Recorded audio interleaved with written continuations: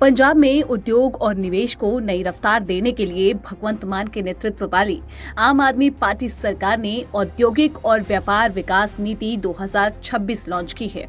लुधियाना में जारी इस नई नीति को राज्य सरकार पंजाब के औद्योगिक विकास के लिए बड़ा और ऐतिहासिक कदम बता रही है। सरकार का ये कहना है कि ये नीति सिर्फ बड़े उद्योगपतियों के लिए नहीं बल्कि छोटे कारोबारियों, स्टार्टअप्स और युवाओं के लिए भी अवसर लेकर आएगी। लेकिन सवाल ये है कि आखिर इस नई औद्योगिक नीति की जरूरत क्यों पड़ी।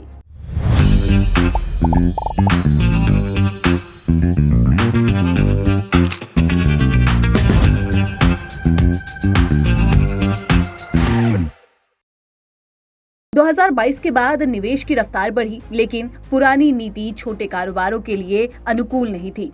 पहले सिर्फ बड़े और नए उद्योगों को ही सरकारी सहायता मिलती थी। पहले से चले आ रहे छोटे उद्योग इस सहायता से बाहर रह जाते थे।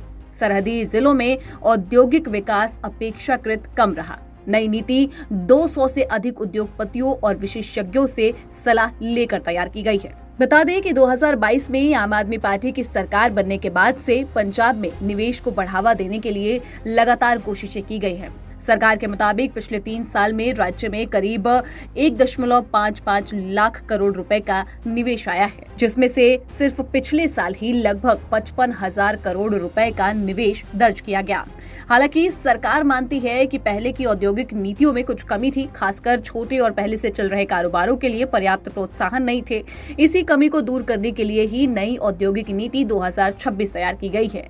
नीति की सबसे खास बात यह है कि निवेशकों को अब अपनी जरूरतों के अनुसार सरकारी प्रोत्साहन चुनने की आजादी मिलेगी। सरकार ने 20 तरह के प्रोत्साहन विकल्प दिए हैं, जिनमें से उद्योगपति अपने हिसाब से पैकेज चुन सकते हैं। सरकार का ये कहना है कि इस नीति का उद्देश्य पंजाब को निवेश के लिए और आकर्षक बनाना है। तो चलिए जानते हैं कि इस नीति की खास बात क्या है। पहली बार निवेशकों को अपना प्रोत्साहन पैकेज खुद चुनने की आजादी मिलेगी।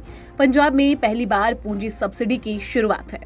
छोटे और पहले से चल रहे कारोबार भी अब सब्सिडी के पात्र होंगे। लुधियाना, जालंधर और बटाला के छोटे कारखानेदारों को सीधा फायदा मिलेगा। सरहदी जिलों में उद्योग और रोजगार के नए अवसर मिलेंगे। अब ये भी जान लेते हैं कि लोगों के लिए क्या बदलेगा। छोटे कारखानेदारों को पहली बार सरकारी सब्सिडी मिलेगी। युवाओं के लिए राज्य में ही रोजगार के अवसर बढ़ेंगे। सरहदी इलाकों के पास उद्योग लगने से स्थानीय विकास होगा। महिलाओं और SC/ST वर्ग को रोजगार देने वाले उद्योगों को अतिरिक्त प्रोत्साहन मिलेगा। मुख्यमंत्री भगवंत मान का ये कहना है कि ये नीति पंजाब के उद्योग, रोजगार और आर्थिक विकास को नई दिशा देगी और राज्य को निवेश के लिए मजबूत केंद्र बनाएगी। तो अब देखना होगा कि आखिर पंजाब में लाई गई इस नई नीति का पंजाब के विकास में कितना असर मिलता है और क्या पंजाब के विकास को अब मान सरकार की ओर से एक नई रफ्तार दे दी गई है।